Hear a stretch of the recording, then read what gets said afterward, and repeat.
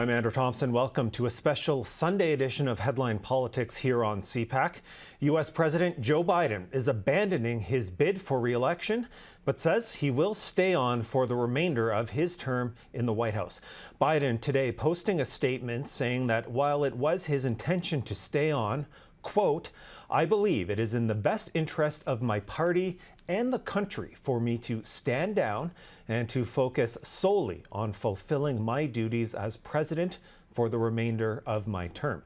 Now, along with the announcement, he touted his administration's accomplishments, including legislation to promote gun safety and to fight climate change, and says he will speak to the nation about his decision later this week.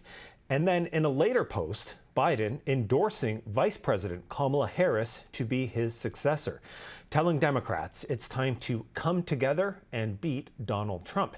Harris says she's honored by the endorsement, adding, quote, "On behalf of the American people, I thank Joe Biden for his extraordinary leadership as President of the United States and for his decades of service to our country. I am honored to have the president's endorsement, and my intention is to earn and win this nomination." Now, all this today throws another twist into what has been an already tumultuous presidential campaign, coming a little over 1 week after the attempted assassination of Trump and the subsequent Republican National Convention that took place in Milwaukee. It also comes less than a month after Biden's debate performance against Trump, which led to growing numbers of prominent Democrats calling for him to step aside. Against all this backdrop, the Democratic National Convention will take place in Chicago 1 month from now, from August 19th to the 22nd.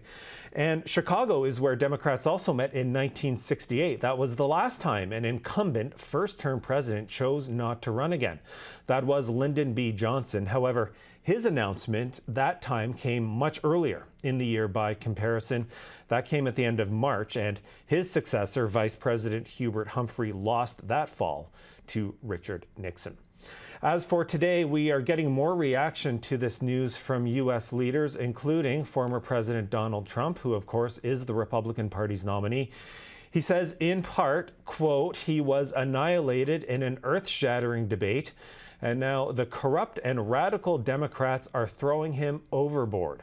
He was not fit to serve from the very beginning, but the people around him lied to America about his complete and total mental, physical, and cognitive demise." Former President Barack Obama is also speaking out. Biden was his vice president during his administration. Obama saying, quote, "Joe Biden has been one of America's most consequential presidents, as well as a dear friend and partner to me.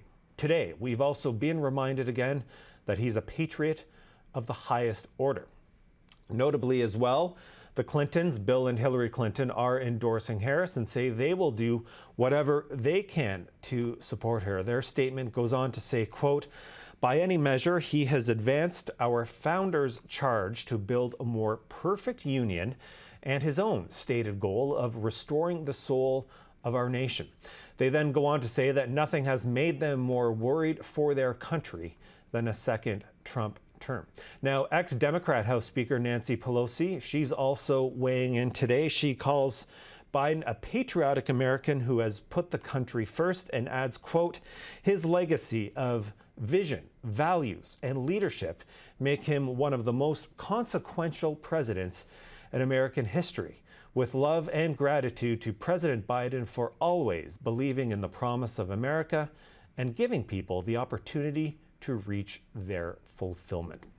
Current House Speaker, Republican Mike Johnson, has also released a statement this afternoon, and he's calling for Biden to step down immediately from the presidency, saying, quote, "If Joe Biden is not fit to run for president, he is not fit to serve as president. He must resign the office immediately. November the 5th cannot arrive soon enough." So that's some reaction from American political leaders. We also have some early Canadian political reaction to this major news. Prime Minister Justin Trudeau is thanking President and First Lady Jill Biden. He says, quote, "I've known President Biden for years. He's a great man, and everything he does is guided by his love for his country. As president, he is a partner to Canadians and a true friend.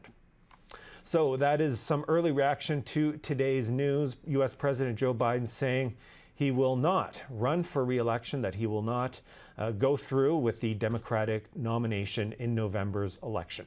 That's all for this special edition of Headline Politics. Of course, we will continue to follow this story closely, including, as mentioned, President Biden's address to the American people expected later this week. For more coverage, as always, you can visit cpac.ca or our CPAC YouTube channel. I'm Andrew Thompson in Ottawa. For all of us, thanks for watching.